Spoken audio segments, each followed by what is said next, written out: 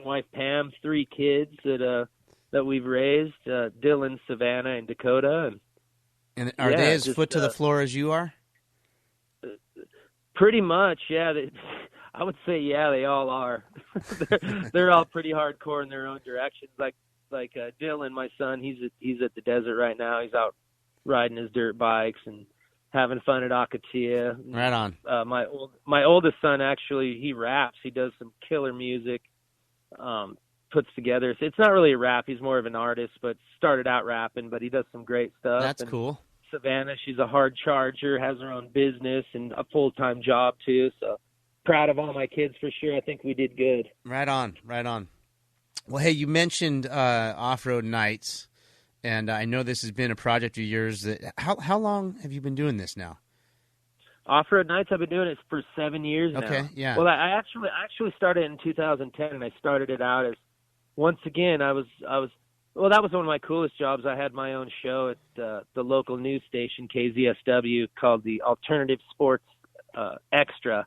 Every week I would go race, drive. That's when I was racing Baja. But basically after that, I was like, okay, what am I going to do? I'm working for this plumbing company. I need to start at least a weekly show. So just locally in Temecula here in Old Town, I was getting together. It was kind of a car show, vendors, just doing it the third Thursday of every month until October when it rained. So I was like, oh, man, I can't do this. I had my car out there, too. I was just bummed. So then in 2013, I fired it up in Old Town, and it's grown to where we're doing our second one next March, the 28th and 29th, 2020, at the Del Mar Fairgrounds. And, yeah, no, it's evolved to where I have racing. We're doing full truck classes. I got truck cross, multiple classes, UTV cross racing, buggies, quads. So just racing all kinds of things, freestyle motocross. And last year we had 120 vendors, and I have more room this year, and it's already going bigger. So I'm expecting well over 150 vendors. So this is at the Del Mar Fairgrounds, right? Del Mar Fairgrounds, March 28th and 29th. Yeah. So, and I'm in the first 6 years, like I said, I did it in 2019 in March at the fairgrounds. But the previous years, I've only done it in Temecula, which I've been doing a little bit of a smaller one. You know, it's kind of a grassroots. You know, still we had like 80 vendors and almost 100 at the last one. We had a SoCal Fairgrounds, but trying to grow it and take it to another venue. So super excited to have 2 days this year at the Del Mar Fairgrounds. And is there a cost for admission, Rat, just so people listening know what they're getting into? Yeah, it's $15. Kids 10 and under free, and it's just a great time. That comes all the racing's free. Everything is just right on. It's an epic layout too. It's really cool, and we have lots of things going on. Well, so that's a springtime event. We're backing up now to. We're staring Thanksgiving in the face, which means if we're staring Thanksgiving in the face, we're staring the Baja 1000 in the face. And I know for me. That's the Baja 1000 is kind of like that pillar in the calendar that most things revolve around. And even though I'm not racing in it here this year and haven't for a little while, I am going down. I'm part of my job with Jackson Motorsports Group and our connection with BF Goodrich, entertaining a group of VIPs that are coming in from India and Brazil and Mexico. You are going to be standing on the stage, as we talked about. What are some of the things that maybe are different or new or better, or how is this year's Baja 1000 going to be different than last year's? You know, I think the biggest thing is we're really focusing on safety, and that's the biggest thing all the way around, from spectators to even during pre-running, trying to make everything safer during contingency, during race time.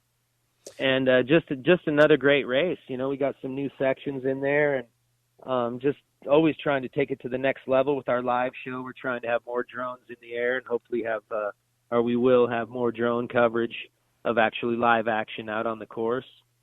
And other than that, pretty much same old routine. Another Baja 1000, the biggest, baddest race in the world. And yeah, I'm super stoked to be going down and doing it again.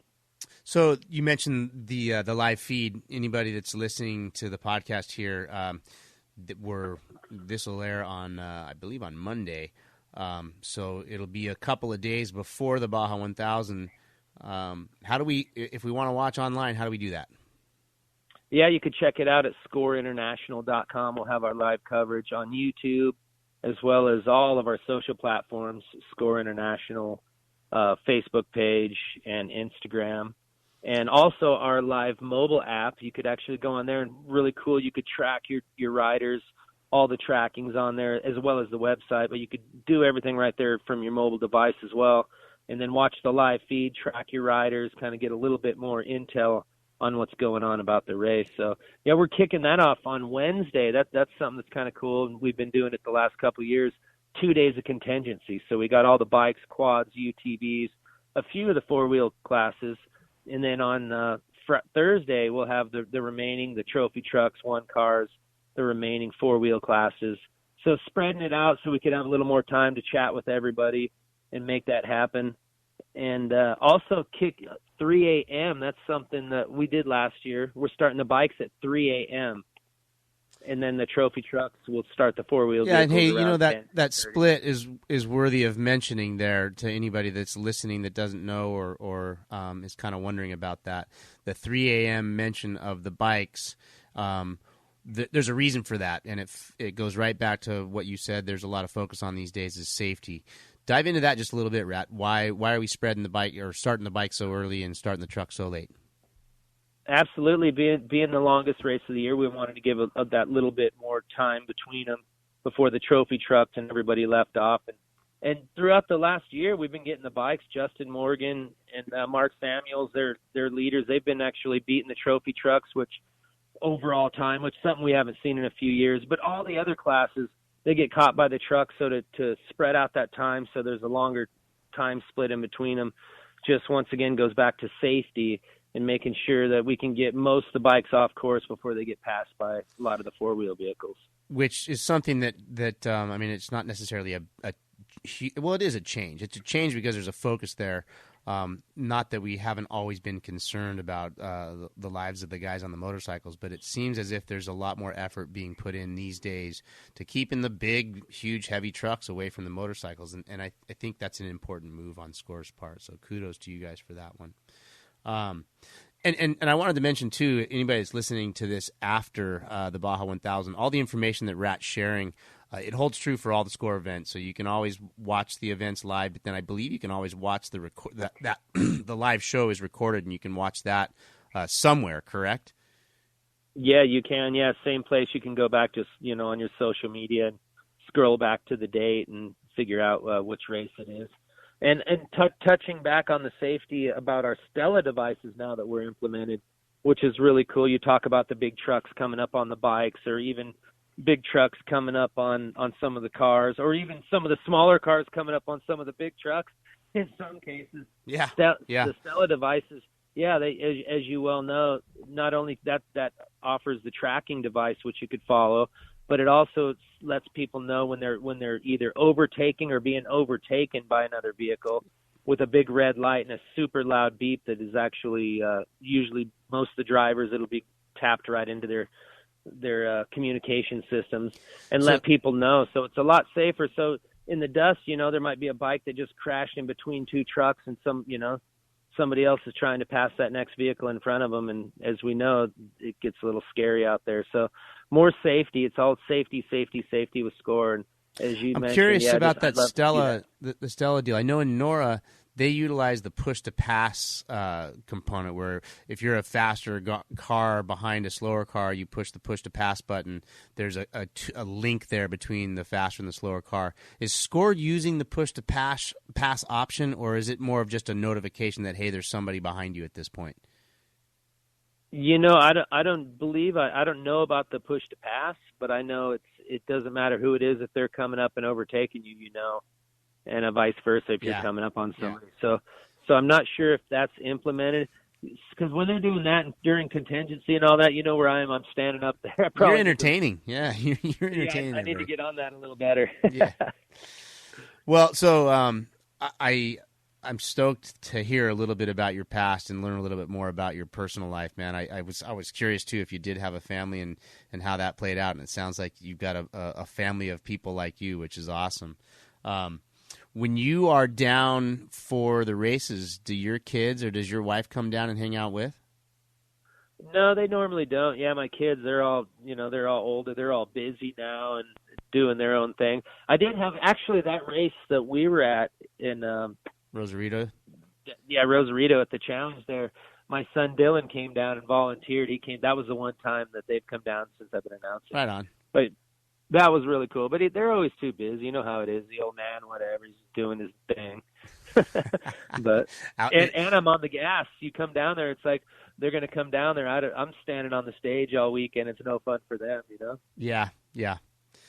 And like you said, you've got your own focus, and in some ways, I mean, it sounds like they're. How old are they? It sounds like they're older, so you're not necessarily worried about them. I know when my family comes down, as much as I love having them there, there's a distraction too because I'm always wanting to make sure they're okay. So, speaking of which, do you recreate much in Baja, or you just go down for the races?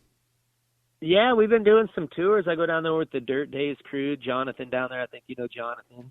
Crazy Aussie. He's one of our main drone pilots. But, yeah, they've been putting on those tours. And, yeah, I try to make a couple a year. We're doing one in December. I think the second weekend in December we're going to go down and scout some new trails and have a good time on a little 3-day mission down there. Right on. So always try to get down there when I can, for sure, you know. I do the monster trucks. I announce WGS monster trucks and travel around quite a bit doing that. Oh, I didn't know that. Yeah. So I do all the monster trucks, you know, tough trucks all over the West Coast here. And, yeah, doing some stuff with Monster Energy. Yeah, wow.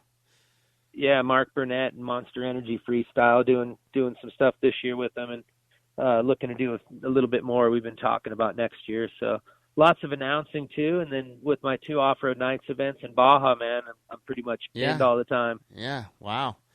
Well, hey, we are coming up on this 30-minute mark here, and I told you I wouldn't take any more of your time. I'm stoked to get to know you a little bit better and your background there. I guarantee you I'm going to see you down there on the stage or at the start-finish line or at some point in between there. Anybody that is listening to this that's going to go down and watch the race, I got some ideas of where I would tell people to go, but you got any special spots knowing the way the race course is laid out? Where somebody might want to go watch? Kind of some of the normal stuff, you know, out at Ojos. Depends on how deep you want to go in. I like to go up to Mike's Sky Ranch and hang out up there. Yeah. But yeah, there's some great access points. You know, if they check out the map, they could see where to go. But it's definitely going to be a great race, and SCORE always throwing new twists into the game for sure. Well, so I got 2 more questions for you. First one, are you putting not necessarily money, but betting on anybody? Who you think is going to cross the finish line first? Oh, I'll tell you what, Andy McMillan was angry last time. Not literally, but he wanted to win. He won the first 2, came back, and I got my money on him for sure. So I think he's got that new Mason all-wheel drive truck. He debuted at the actually brought it out to the just the 400 was his first race. So I think he's got that thing on point, and now he's starting in second position behind Ryan Arciero. So I think that's going to be a good battle. Those 2 guys, I know he wants some, and he had a few words to say on the finish line last time, and he says he's ready. He's coming back and going for that championship. Who else is right in there in that podium realm with him, you think? You know, Ryan Arciero, you know, coming in last time with his first win this year. That was pretty cool to see. And it was just they didn't know even when they came to the finish line. We had 7 trucks within like 5 minutes come across the line, and depending on where they started on that elapsed time, we had to literally wait to find out who won. Nobody knew, no matter how close you were watching it, and it came down to those split seconds. So, you know, it's Rhino, interesting. I definitely see Arciero taking another win. He's definitely on point this year. It's interesting you bring up that tight finish. I had dinner with Pat Dean a couple nights ago and his wife. Pat Dean is last year he drove with Cameron Steele, so they won the Baja 1000 last year overall together. So we were talking about like just kind of what the whole trophy truck racing environment is like today. And he was just saying that the equipment is so incredibly durable in today's racing world that it's not a limiting factor anymore. I was asking him, I said, hey, can really nobody solo it anymore? Do you really have to have split the drive up to be competitive? And he was just saying that the trucks can take so much abuse that I guess really what he was telling me in a roundabout way was that he felt that it's pretty difficult for a human being to be